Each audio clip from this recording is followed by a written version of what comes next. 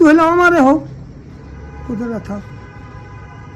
ছেলে বাবা কৃষি কাজ কথা শ্বশুর বাড়ি উঠে গেছে, আমার জায়গা জমি নাই, শ্বশুর বাড়ি গেছে। হয় বা খুব কম টুকটাক করি, মানে সবাই রানিং গাড়ি চলে যায়, তো আমার হয় না, খুব কম হয়।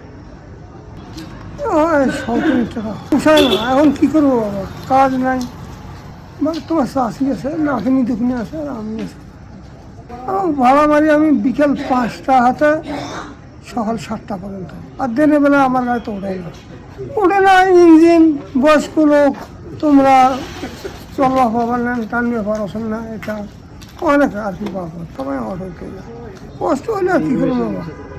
কষ্ট যা আমার হয়েছে আল্লাহ তা পূরণ করবে। বেটা আছে, বেটা শ্বশুর বাড়ি গেছে উঠি, আমার তো আর জায়গা জমি নেই বাবা। 2 শতক জমি আমি খাস তাকে বাড়ি করে আছি। বাসা আমার বদরগঞ্জ থানা, আর ইউনিয়ন আমার 12 নম্বর কুতুবপুর। এখানে গাড়ির ওপরে থাকি, একদিন পর পর আসি, প্রত্যেক দিন আসলে পারি না। গাড়ি চলাফেরা টুকটাক করি, যা ভাড়া পাই পাচ্ছি যাবো। হ্যাঁ, ওজা তো ছিলাম, শেষে তো হোটেলে খাই, ঘুমে হয় কই ভাই, র্যাঙ্ক করে বসে টসে যাওয়া হয়।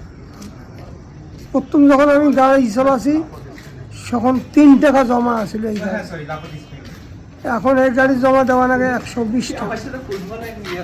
কী করবো বাবা, না চলালে তো ফের আমি উঠুকু খাইতে পারি না, আর বাড়িতেও 3-4টে লোক আমার, সেও তো কষ্ট পায়। তা সারা মৃত্যু হলে আমারে হোক, ওদের থাক।